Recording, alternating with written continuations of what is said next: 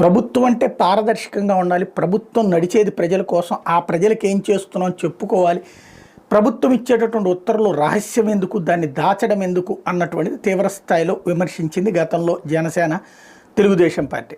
అయితే అప్పట్లో వెబ్సైట్నే వాడటం మానేశారు. ఎందుకంటే వెబ్సైట్లో జీవోలు పెడితే ఆ జీవోలకు సంబంధించిన దాన్ని బేస్ చేసుకుని తెలుగుదేశం వాళ్ళు కోర్టులకు వెళ్ళి తేడాలు తెస్తున్నారన్నటువంటి ఉద్దేశంతో జగన్ ప్రభుత్వం అప్పుడు భయపడి శాంతం ఆపేసింది. అయితే ఇప్పుడు ప్రభుత్వం మారిన తర్వాత వీళ్ళు జీవోస్ అయితే ఇస్తున్నారు. కానీ ఈ జీవోలలో రహస్యం అంటే సాధారణంగా ఏంటంటే నిబంధనలకి సంబంధించినటువంటి దాంట్లో స్పెషల్ ఇంట్రెస్ట్ ఉంటే కనుక రహస్య జీవోలు ఇస్తారు. లైక్ ఎవరికైనా భూమి కేటాయింపు, లేకపోతే కనుక ఎవరికైనా ఫేవరబుల్ ఆర్డర్లు వచ్చేటటువంటి. ఎందుకంటే ప్రభుత్వానికి రహస్యం ఏముంటుంది, ఈ ఉత్తర్వు కనుక కోర్టు దృష్టిలోకి వెళ్తే మనకి దెబ్బ అవుతుంది అనుకున్నటువంటి వాటిని రహస్యంగా